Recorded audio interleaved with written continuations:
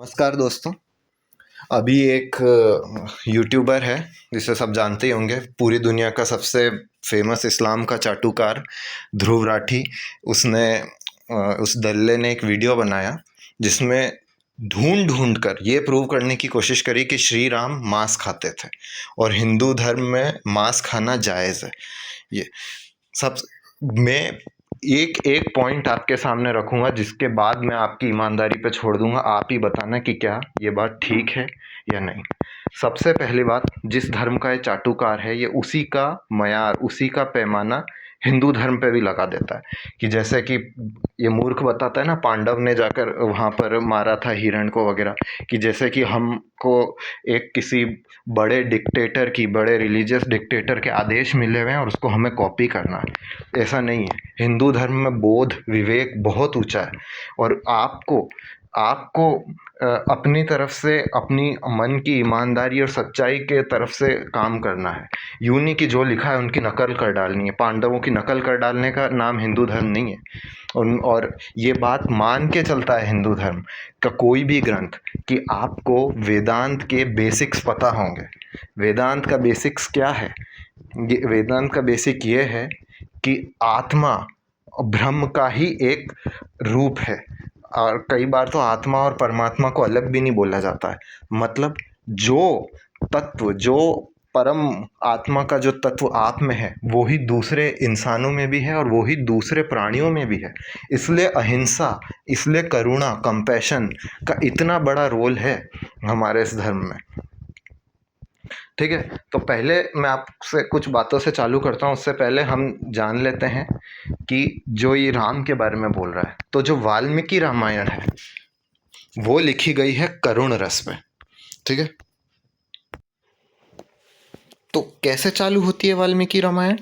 जब महर्षि वाल्मीकि जो होते हैं वो देखते हैं एक क्रोंच पक्षी का वध कर देता है एक शिकारी, और उस वध से वो इतने द्रवित हो जाते हैं, उनकी करुणा ऐसे फूटती है कि फिर वो उसको देखकर वो ये वाल्मीकि रामायण लिखी जाती है। याद रखिएगा कि सिर्फ वाल्मीकि रामायण जिसमें 24,000 श्लोक हैं, उसमें से ये लोग कुछ ऐसे ढूंढ के ला पाए हैं जिसमें भी कॉन्फ्लिक्ट है, जिसमें भी कई सारे संस्कृत स्कॉलर बोलते हैं कि ये मांस की बात नहीं हो रही है, यहाँ पर बात फल के गूदे, सब्जियों के गूदे की हो रही है। बट चलो फिर भी आप देख लीजिए, एक क्रोंच पक्षी का जब वध होता है तो उसको देख के, उससे द्रवित होके वाल्मीकि जी ये रामायण लिखते हैं। मैं आपको बताता हूँ।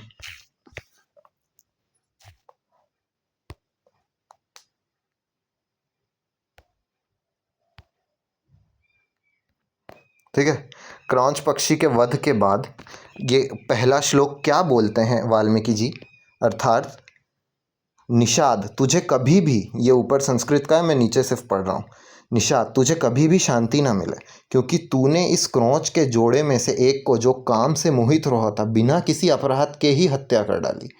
गुरु वाल्मीकि ने जब भारद्वाज से कहा कि यह जो मेरे शोक का कुल हृदय से फूट पड़ा है, उसमें 4 चरण हैं, हर चरण में अक्षर बराबर संख्या में हैं और इनमें मानो तंत्र की लय गूंज रही है, अतः यह श्लोक के अलावा कुछ और हो ही नहीं सकता।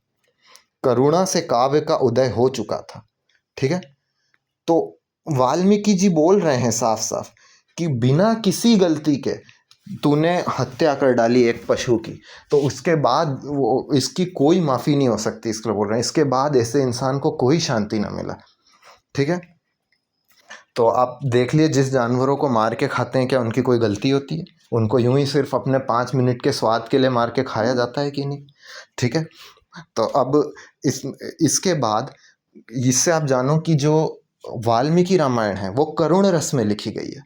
करुण रस मतलब कंपैशन उसकी थीम है, कंपैशन उसकी थीम है, तो उस इस तरीके से वो लिखी गई है और इसलिए उसमें कंपैशन मेन है। उसमें से ये ढूंढ लेना कि श्री राम तो मांस खाते थे इसलिए अब हम भी, वनवास में थे तो वो मांस खाते थे इसलिए अब हम भी चिकन टिक्का, जो कि फैक्ट्री फार्मिंग और इस सब से होकर आता है, टॉर्चर करके जानवर को खाएंगे, उसका मांस नोच नोच के खाएंगे, एक नीच राक्षस ही ये बोल सकता है।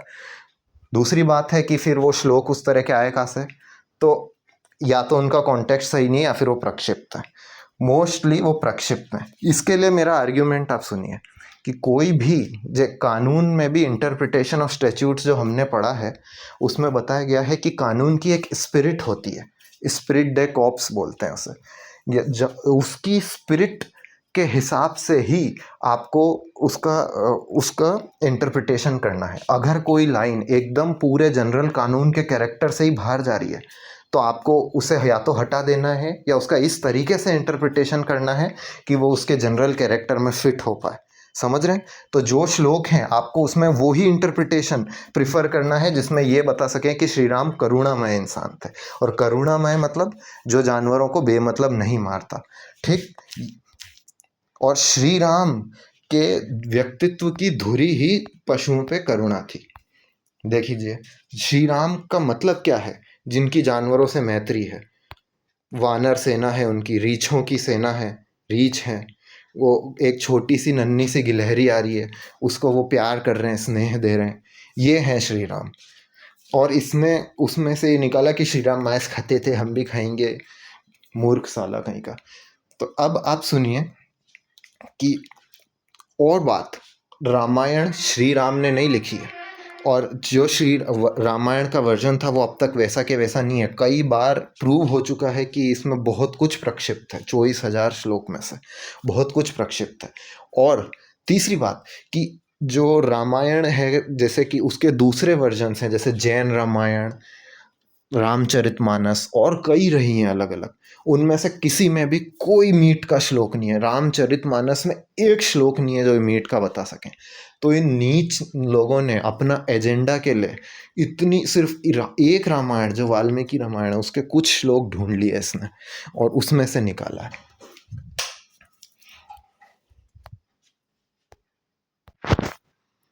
उसके अलावा मैं आपको ये बता सकता हूँ कि क्यों अहिंसा पे कितना जोर है।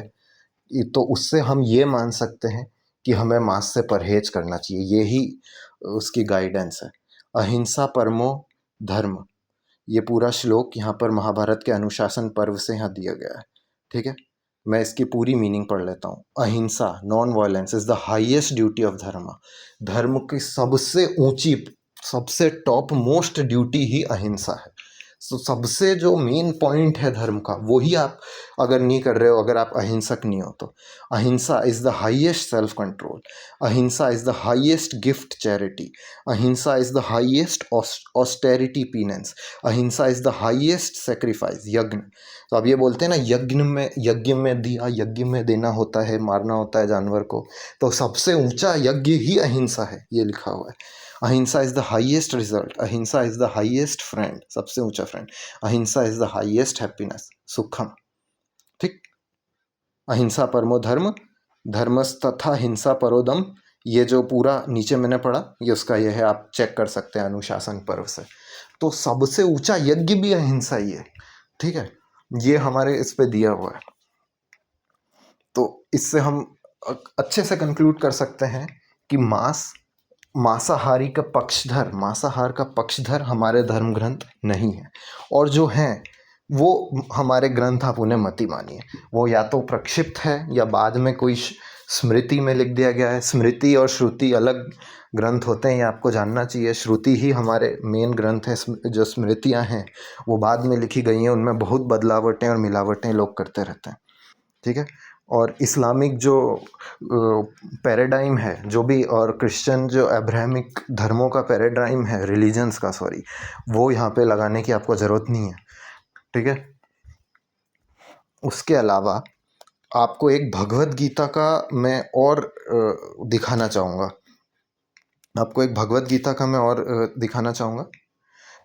ये श्लोक है, This instruction should never be explained to those who are not austere or to those who are not devoted. It should also not be spoken to those who are averse to listening to spiritual topics and especially not to those who are envious of me. ठीक है। तो ये श्लोक क्या बता रहा है ये श्लोक चेता रहा है भगवत गीता का श्लोक कि जो तप रहित, जो नीच प्रवृत्ति के लोग हैं, जो चालाक लोग हैं, जिनको धर्म से कोई लेना देना ही नहीं है, ठीक है, जिनको स्पिरिचुअलिटी अध्यात्म से कोई लेना देना ही नहीं है, उनके पास ये, उनके हाथों में किताबें अक्सर नहीं पढ़नी चाहिए, क्योंकि फिर वो जो ये आदमी जैसा उसका दुरुपयोग कर रहा है, ये कलयुगी राक्षस, ये वैसा ही करेंगे।